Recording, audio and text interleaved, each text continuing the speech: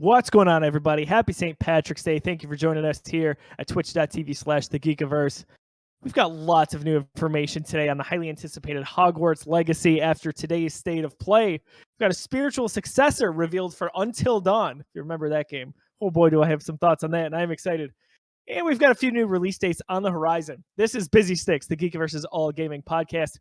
I'm Josiah Leroy. With me, my good friend, John Fick. John Fick, I love your shirt.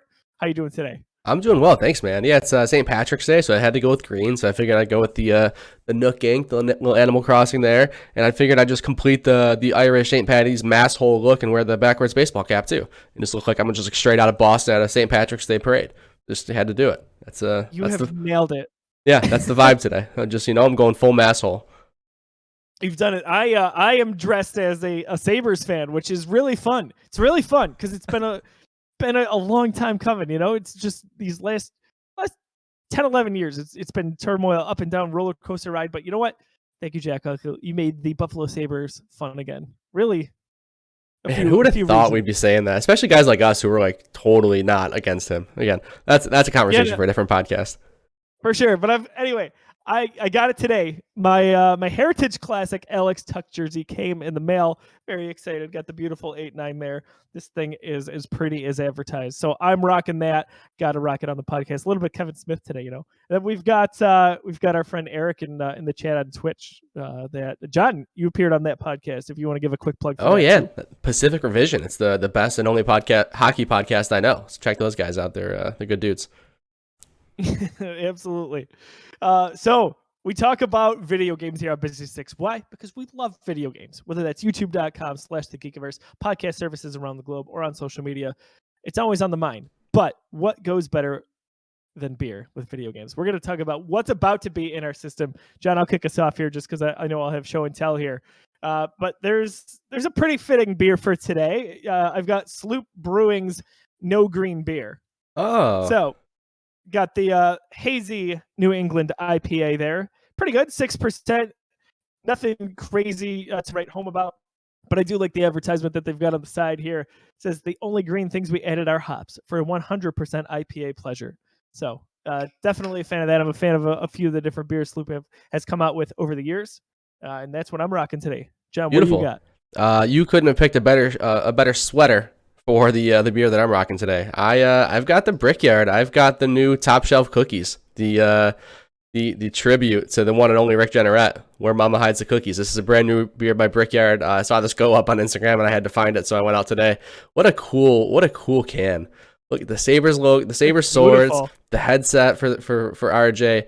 I mean, so cool. What a dope looking beer. It's a sugar cookie IPA. In the vein of Where Mama Hides the Cookies. So really excited to try. I haven't tried this one. I just picked this up before the show. I ran out to consumers. I'm like, oh, I got to get this.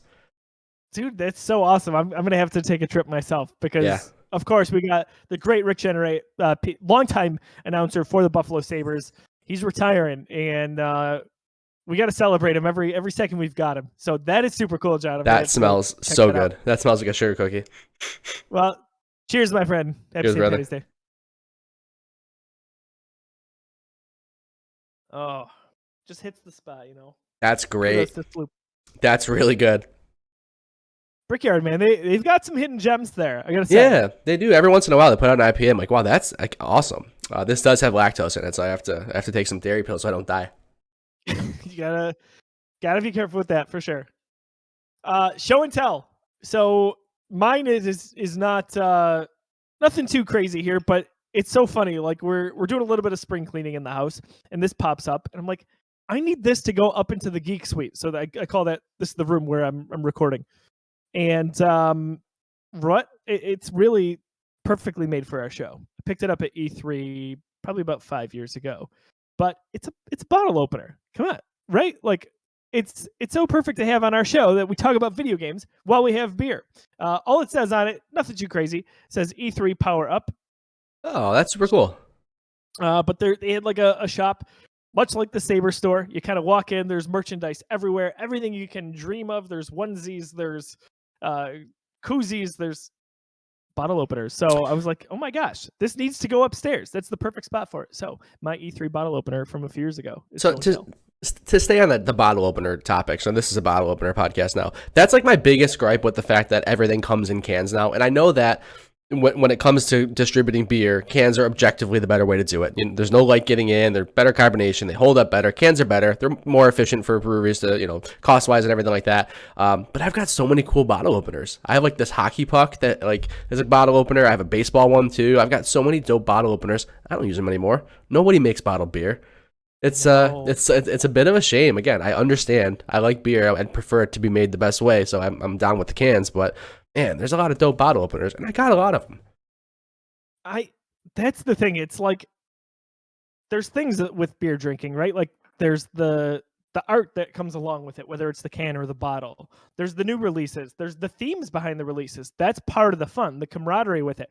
I would add having a cool bottle opener to that very fact. Or Right. maybe you have a koozie that you like, that you got at a show or when you were out of town, something that's special to you. That's fun. So I'm with you there. Like definitely cans are the way to go. But hey, if we got some bottles up here, don't worry, we got this. Yeah, at least we're prepared. I've got a little like Millennium Falcon one that is really cool. I do too. Dope. I have a Falcon one too. Very nice. Almost looks like pewter-ish. Oh yeah. I love that thing. Was it possibly from Disney? I think somebody gave it to me and they said they got it from Disney. I have no idea where I got it. I don't remember. I think that's probably where I got it, but yeah. I went about 5 years ago. Yeah, so, that could be it. Let's see. Eric says he's got a bottle opener that was made from an old Kings game used stick. That's super cool. That's awesome. Really cool. There's a company that when I got married, all of my like groomsmen got these like baseball bat mugs. So they're like mugs made out of baseball bats. They're from a company called Lumberland Co. And they also do bottle openers. So it's like the end of a bat with a bottle opener on it. It's super cool.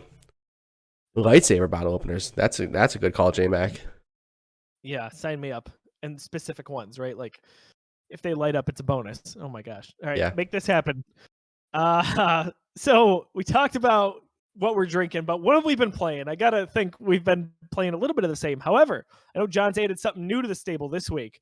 John, why don't you tell us through what's been in your Switch, your Xbox, your PlayStation, your PC? You got it all now. The PC, that's what we'll start with. So yeah, yesterday, if you were in the Twitch hanging out, we were playing some Tunic. So Tunic is a top-down isometric like Zelda-like game. Basically, think of your a link between worlds. Why did I not say A Link to the Past, the more popular one? Link's Awakening, those kind of like top-down Zelda games. Clearly inspiration for this game. The art style is awesome. The music is really, really good.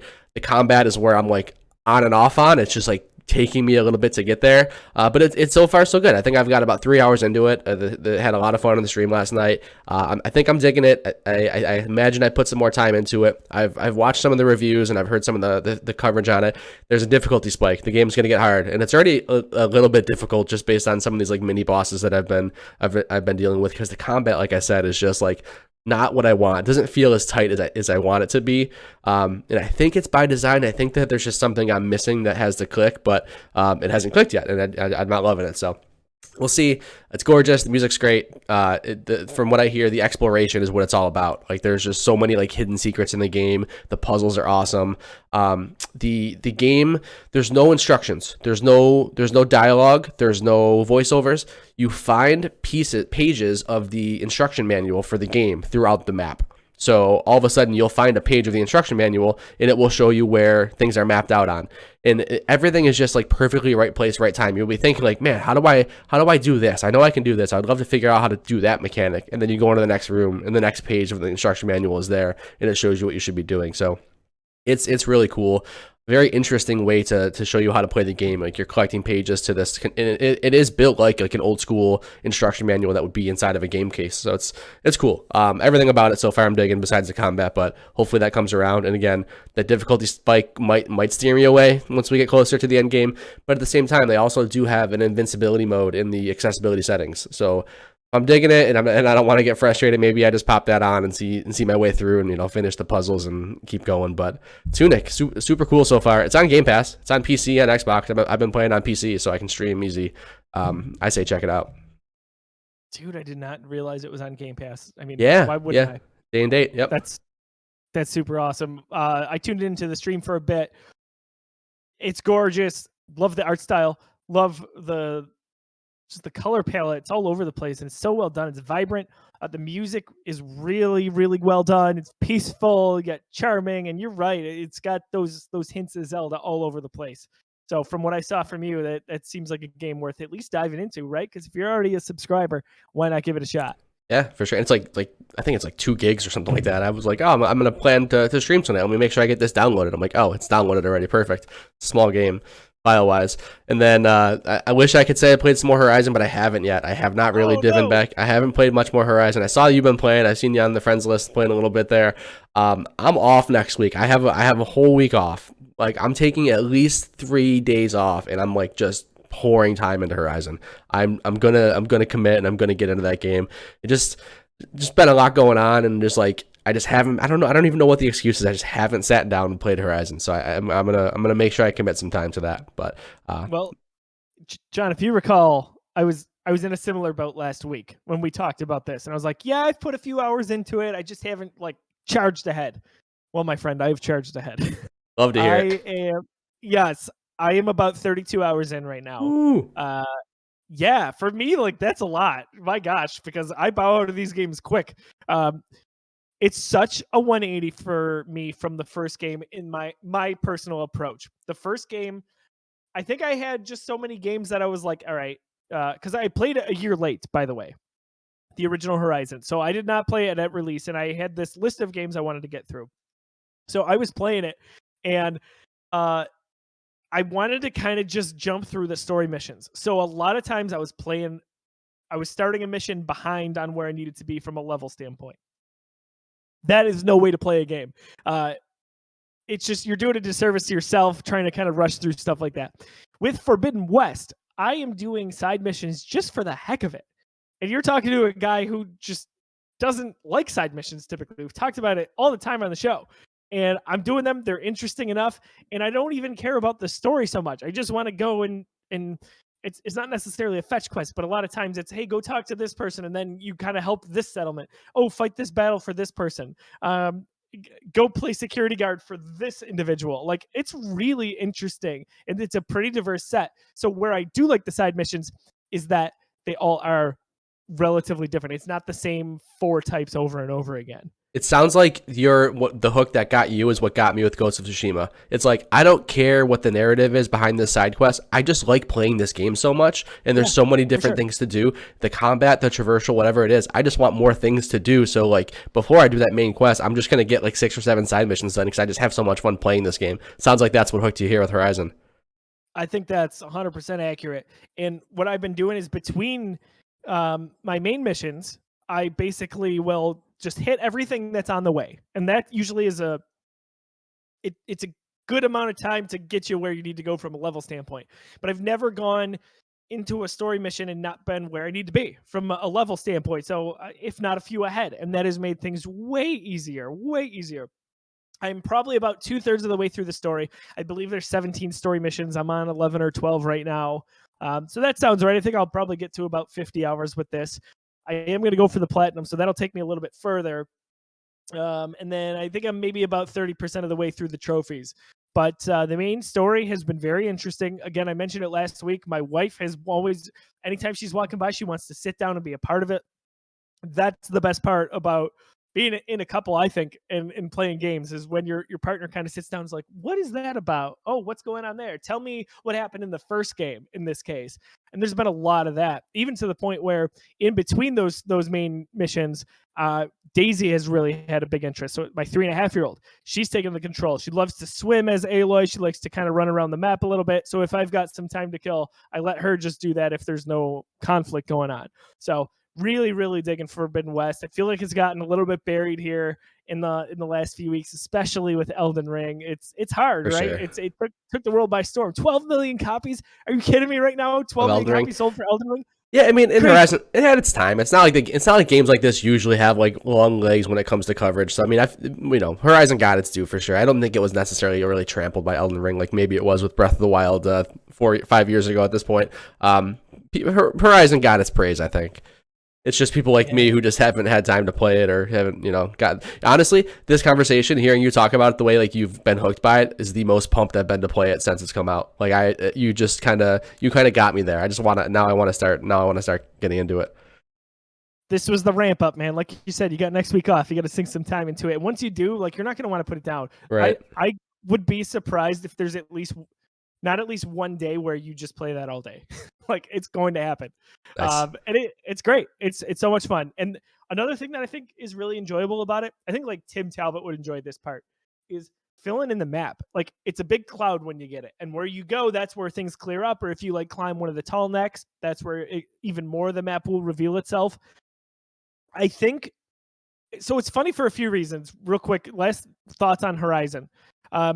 First of all, John, you've talked about not playing Mass Effect, and I've, on the flip side, being a huge Mass Effect fan, have said I'm worried that you'll play it and not like it because it's kind of old now. Even with the collection that released last year, the Legendary Edition, I forgot that a lot of what I like about Horizon stems from Mass Effect. It's how you approach your characters. It's how you talk to everybody. It's the same dialogue system. In Mass Effect, however, everything matters. Like, you sway the game relatively heavily at times based on what you say to people. Horizon, not so much, and that's not a knock on the game. It's just not that type of game. Mass Effect, it's really choice driven. So I kind of am going to rescind, and I think you should try Mass Effect at some point. Okay, even if you don't like it. You got the PC now, so right. That's true. It's on EA Play, man. It's a world of potential here with the PC, and it's like I haven't had access to all these games. It's just in a different room now. It's like a room that I find myself in, more often, I guess, in the living room nowadays. So, yeah, we'll see. For sure, I do think this is one thing I was thinking about when I was playing Horizon. I'm like, I've changed my stance on that. I think you should play Mass Effect. Give it a try at some point when you're in a lull. I had another thought on Horizon that I don't know where I was going, but I got to say, you and I both respect, I think, and like the direction a game like The Witcher 3 was going, but started it and really didn't get very far. Overwhelmed. Because the map just how far do you have to zoom in to even spread out some of the bullet points on there and the logos? It's not like that. This is perfectly balanced with Horizon Forbidden West because I want to see the whole map. I want to get to these side missions that I wouldn't give a crap about previously. But it's not all on top of one another. It's spread out. You get to walk around.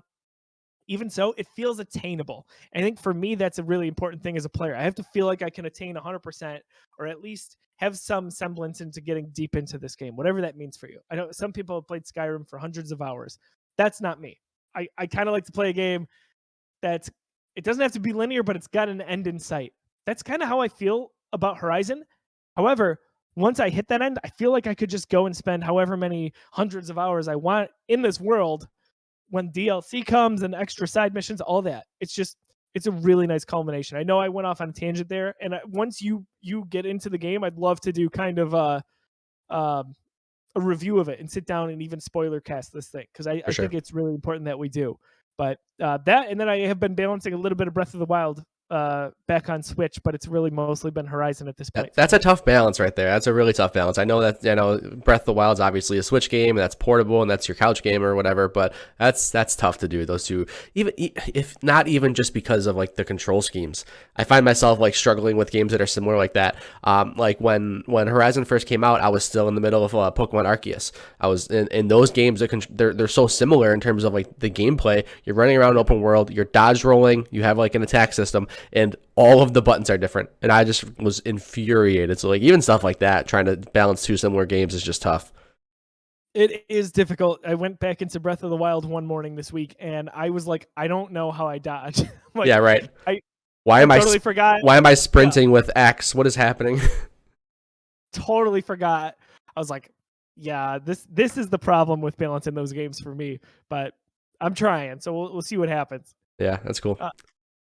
On Busy Sticks, we like to ask a question of the week, get the community involved on social media. Our last week question of the week, we said, happy belated Mario Day, right? It was March 10th. What is your favorite all-time Mario game? We got some good comments in the Buffalo Game Geeks page, John, from our friend Jimmy Stewart. Jimmy. Oh, he says, "Oh, you know." Oh, we know, Jimmy. But I told you we're not talking about it. I got the gif of the sun there. So, yeah, Did you start that game? I feel like you did. I played like about an hour of Sunshine. I just wasn't digging it. I wasn't digging it, and it's not to say that it's never gonna happen. It's a Mario game. I love Mario games. Sunshine just wasn't doing it for me when I started it out. So, sorry, Jimmy. Can I ask why? Because I have not played it.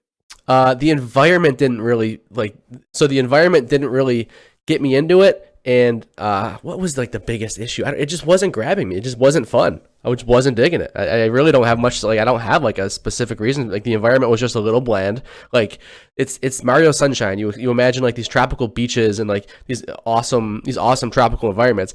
I wasn't getting that vibe. I kind of felt like I was in this like weird city.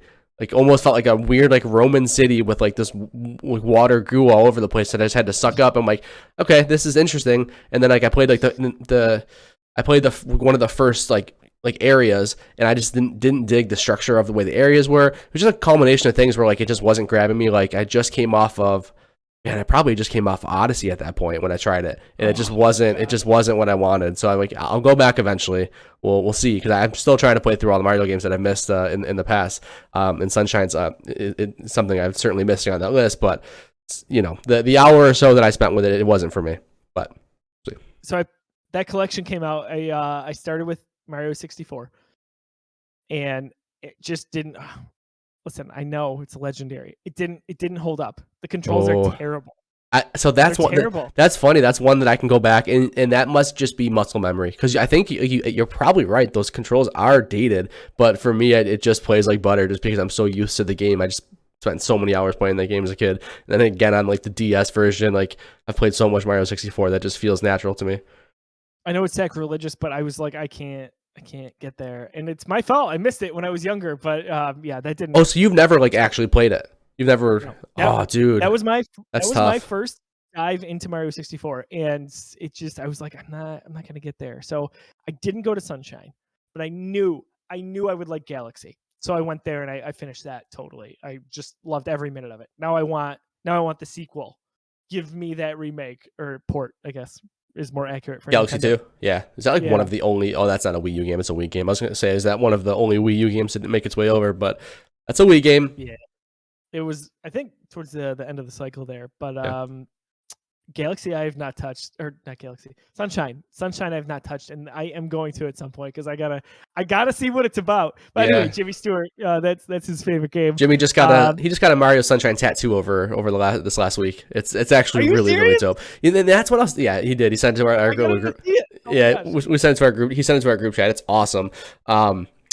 It's really, really well done. And like that's the thing about Sunshine is like the art around it. And like the things that I see about Sunshine look so sick. I have like one of my favorite sweatshirts you've probably seen on the show before is a Mario Sunshine sweatshirt. I barely played the game, but I love the vibe that it's supposed to give off. Just like the first hour of the game does not give off that vibe. So. I love that so much about you, John, because like people can see you that don't know you in public with that hoodie and be like, that is so beautiful. I love that game too. And you could be like, oh, thanks, but no, I hate the game. Game sucks. Dope hoodie though. Yeah. Chris in the chat. Yes, Tick. Alex Tuck, man. Tick. Alex Tick. The Attack of the Clone. Also, hi, Josh. Courtney Fick. We got from Facebook. Super Mario Brothers U. Yeah, that's my wife. That's what she's playing right now. She's been really digging the Mario games. Like she's tried out Super Mario 3D. I always get Land of World confused with the 3DS version. I'm pretty sure it's Super Mario 3D World. It is. She tried that one out and she was digging it, but it was it's a little tough because it's a 2D Mario game in a 3D setting. There's a lot going on. It's like these kind of like semi-open worlds, and that was her first Mario game. So I'm like, you're enjoying this, you're digging it, but let's get you going with a 2D Mario game. I think that's gonna be more your speed. You're gonna struggle a little less. Yeah, Courtney says 3D is too hard for her. I think now that you're getting the mechanics down with a 2D Mario game, you might be able to go back and it might translate a little better, but we'll see. So she's been digging what's the title of that game again? Super Mario Brothers U. Yep, you got it. That one I've got to jump back into. We got Rob who says 64 is his favorite, and then Bill. He's got the right answer. It's Odyssey. Mario Odyssey. That's it for me. Odyssey is my answer to that question. Yeah. All right. Yeah. Odyssey, and I want a sequel to that. I'm ready. If Cool. not for a replay of the original. Fair enough. Elden Mario 3D Scrolls. I like it, Jeez. Josh. This week's question of the week. You don't care about my favorite Mario game? Doesn't matter. I thought you already mentioned it. What did I say? I don't know. I didn't say one, did I? Last week, Odyssey.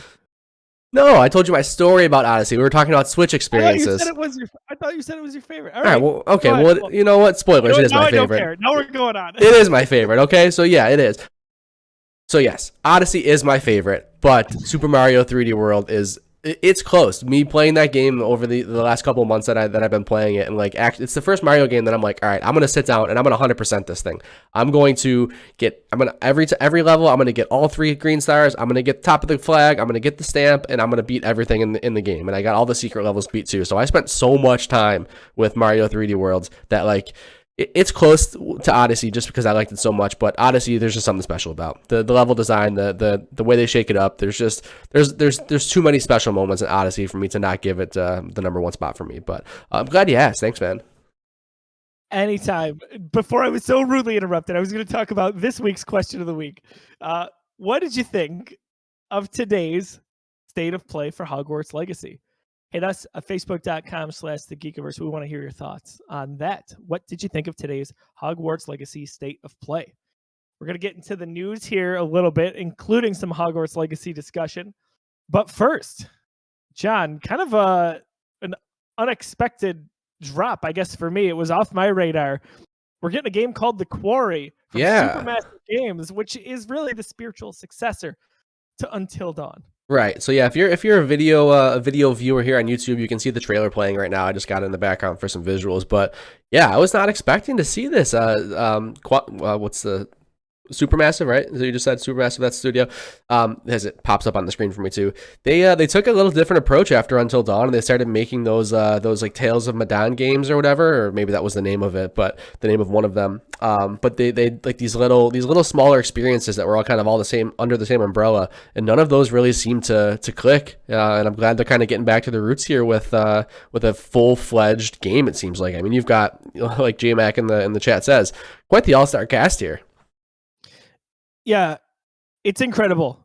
Ariel Winter from Modern Family. Like you need to like watch this a few times because you blink and you'll miss somebody. Right, David Arquette.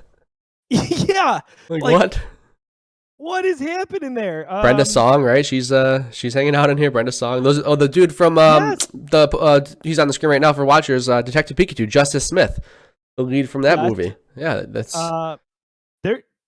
Ted Raimi, like go down the list. It's right. Kind of incredible. You could Google this or go right to IGN. They've got a really nice write up on this. Yeah. So Until Dawn, if you don't know, it was a PS4 exclusive, 2015, if I'm not mistaken.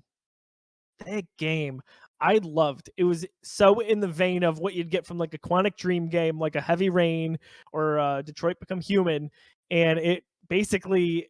It was a take on a teen horror film, like a cheesy teen horror film. And that game, yes, that had so many big names in it. Oh, man. My gosh. Hayden Panettiere, the guy, oh my gosh. iRobot, what's his name? I can't think of his name either. The lead from iRobot. Bond, yeah, all right. Played Freddie Mercury. Oh my God, it's on the tip of my tongue. I can't believe that. I'm not thinking of that right now. Like that game was so good. If we talk about The Quarry, it's basically a lot like that. Director Will Biles told IGN that each character so you play all the characters basically in the game. You're not just one. Each character has 10 to 12 different potential deaths. He said the Quarry is like a circular story, and each one of these characters is a spoke heading towards the middle, meaning any one of those spokes can be broken without affecting the rest of the narrative. So I find that very interesting. I can't wait to see this play out. Yeah, By the way, we don't have to wait very long to get it. Right. June 10th, everybody. That's play this. That's a lot. I would have said, "Hey, give me this in October." No, that's when you would. That's when you like it. But the spooky season. But man, I'm so pumped for this. The the little bit about like having multiple different ways to die.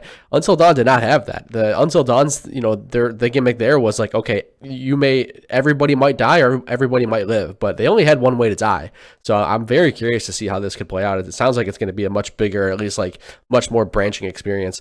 I'm just so pumped. Until Dawn, I love horror in general, but like the creepy, like Night in the Woods, like jump scare, but also pretty campy slasher style horror is like my favorite genre. So like Until Dawn just hit perfect for me. That's honestly like up there with one of my favorite games like of the PS4 generation. So to get a spiritual successor and have it look like this, I'm pumped. That's got to be. I mean, I don't know if I want to put a number on it, but it's one of my favorite PS4 games as well. It's up there. It's so unique. I mean, again, you can point to your Quantic Dream and your other walking simulator games, and like, yes, that style of game exists, but to take like such a beloved horror genre, this campy slasher film, and translate it so well to a game, it was awesome, and this looks like it's going to be in the same vein. And they're doing it again. I mean, look at this trailer. It's gorgeous. Honestly, I expect a fair amount of the gameplay to look like that as well, because it did it Until Dawn. I guarantee it's all going to be gameplay. Yeah, they don't even transition between cutscenes. It's just all in-game stuff. And Eric in chat, dude, I love that you go there too. Every time I see David Arquette, I think about him doing wrestling. That's WCW champion David Arquette. Yep, that's what I remember him from too. Ready to rumble, man. What a cast! Just totally awesome to see. Can't wait to watch this trailer again. John, did you see the phone that they were using, by the way? No, I didn't. Why? Well, let's just say it looks like someone's using a Galaxy there. I'm just saying. Oh, watch boy. the trailer in the middle. They take a picture and they zoom on something, and I'm like, oh, like the camera app. Familiar. Oh, yeah. Got it. Yeah. How about that? Why was it really fuzzy? Is that why it looked familiar? I was waiting for your smart ass comment. You get out of here. You son of a gun. You started it. I see it. Look, Tim agrees that the phone looks awesome. I agree. Thank you, Tim. That's very nice of you to say. Not necessary, but I appreciated it.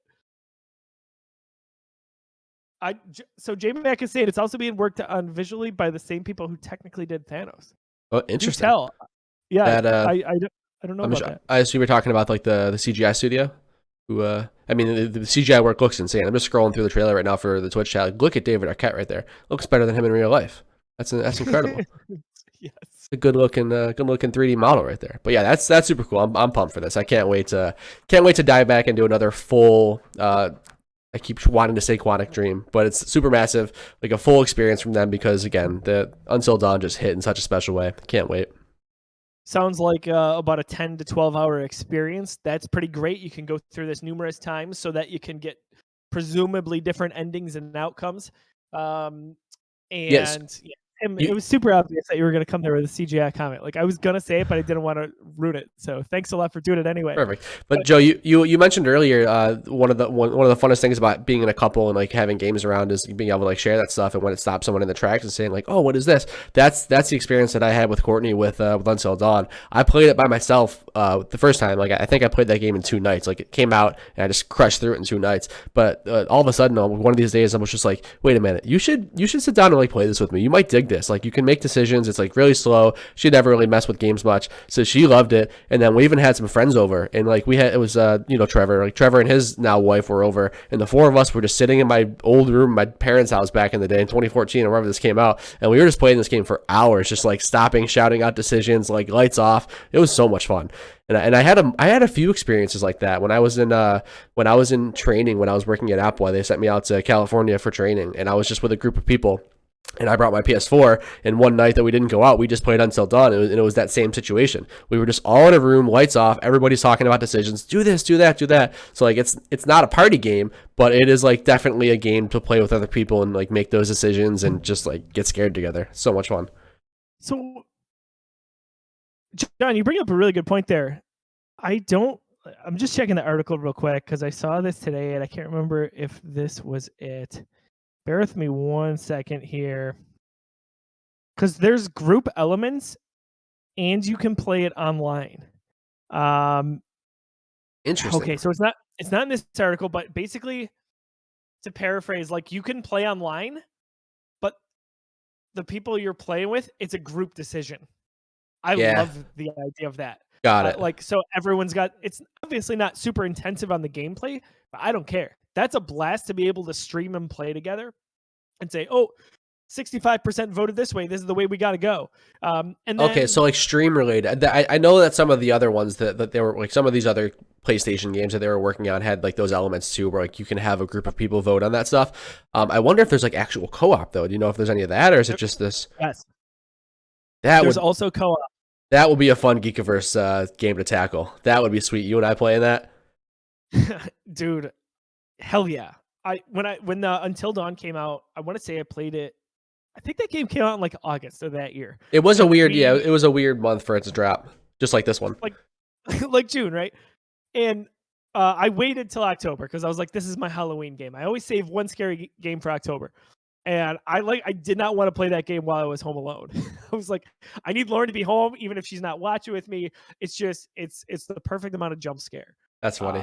I remember Until Dawn, like that hit me, dude. So it was back when I was working at Apple and I was working at retail shifts. So like I had random weekdays off, and I remember waking up on an off day and like just thinking, man, I really want to play like a new game. I have no game I want to play. I just want to play a new game. And I opened up like the PlayStation app on my phone, and it was like the day Until Dawn came out, and I had not really heard much about it. So like I didn't really know what it was, but I'm like, wait a minute, this just seems perfect right now. This is just like a single player narrative game. I'm looking for something new. I'm going for it. I remember just like going out, grabbing some food, and like coming home and just playing that game all day and then just beating it the next day. So cool. Dude, that's so awesome. I'm hoping for a similar experience with this one, just for what we got with Until Dawn. And this was such a pleasant surprise today. The good news comes out on the day of Busy Sticks. We should record every day. Every single day. I like it. All right, starting tomorrow, folks. Daily gaming show. Who would have thought it? I love it.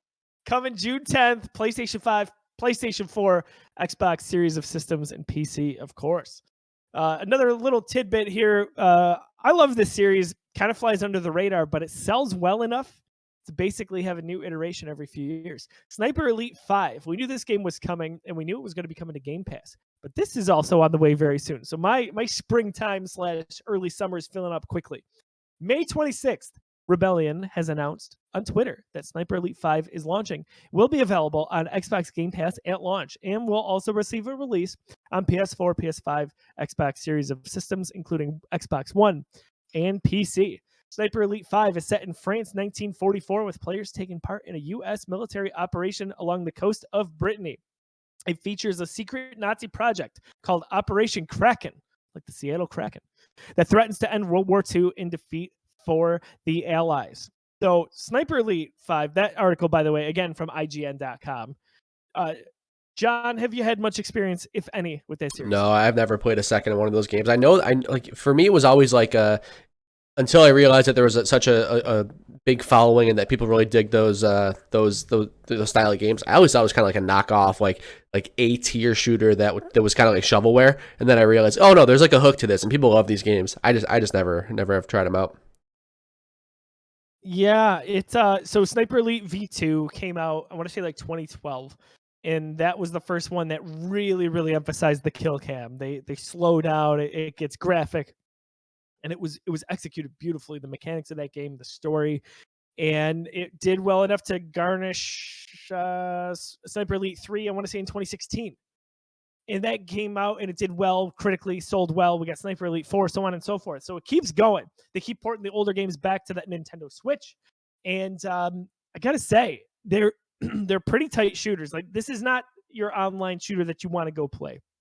Plenty of better options for that, even though this is not a run and gun. This is very unique. This is more stealth. This is more scope out your surroundings. You want to snipe, as is in the title.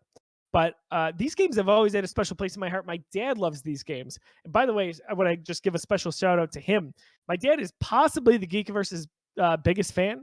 He created a Twitch profile just so he could follow us on here. So thank you, Dad. That's awesome. Let's go, Mr. Leroy. Yeah. If you see him in there, I don't know if he's in here. He hasn't jumped in the text chat yet. But Dad, we want you in the chat. He's Mr. Coffee with a K. That's awesome. That's so cool. Yeah. So Dad, we love you back. Hopefully we'll get you some comments in there. But my dad loves the Sniper Elite games. Those are always a day one purchase for him. So that's kind of been a fun father-son release. We'll be getting that. We'll probably still buy a physical copy just because we like to have the collection still for a select few games in the physical media form. But yeah, May 26th, that's coming out. You can check out the trailer that is live right now if you just Google that. And again, on PlayStation 4, PS5, Xbox Series, and One, and the PC. Awesome. So we some really big news today. We have a Hogwarts Legacy dedicated state of play. We got nothing else except for Hogwarts Legacy. This was it. Been a long time coming. We knew this game was coming in 2022. They've been adamant that that has been the release window all along. So we actually got to see about 14 minutes worth of gameplay here, as well as some of the mechanics, what the backdrop is, what the gameplay looks like in terms of graphics, and then some of your RPG mechanics. I'll say this, John. I feel like we got a lot of the run-of-the-mill basic RPG mechanics and systems for what this game will be. However, I myself, and I think a huge legion of Harry Potter fans would agree, we didn't need anybody to reinvent the wheel. We just wanted a Harry Potter RPG here. And man, this looks like it's going to live up to expectations. You're more well-versed in this topic than I am. I'm going to pass it over to you. Tell me your 101 on how you felt after you saw the state of play today. I'm pumped about this. It looks good. It looks, for some reason, it looks better than I thought it was going to graphically. I don't know why. Like, I think I just keep thinking back to that old leak from like 5 years ago, that like random leak that popped up. The game looks gorgeous. It's a Harry Potter RPG. What more could you want? I'm just so curious about some of the mechanics, man. Like the going to class and stuff like that. I wonder, and I hope that it works kind of like Persona, where it's like if you spend more time in this class, like your proficiency here goes up. I hope there's relationships with these other characters. Like if you spend more time with this character, this proficiency goes up. I hope that's the way they're going about this, because like Persona built the textbook for how to make these like going to school games and how to spend your time and what that means for the gameplay and for the RPG mechanics. I really, really hope that they take those mechanics and implement them here. We'll see. The gameplay looks cool. I thought I wasn't really sure how like combat and like magic and wand play was going to work in a video game. I mean, like it's very, I don't know. It's very situational. When you see these movies, it's not like people are just getting in fights randomly, and it's not like things just randomly pop up for you to take down with your wand. Very situational. There's context involved. So I was wondering like how the combat was going to work. It seemed like they answered some of those questions here. There are seemingly some random encounters with creatures and stuff like that. But there's dueling in class. There's so much going on. We saw a lot, but I still don't necessarily know what the core gameplay and like how the RPG mechanics are going to work.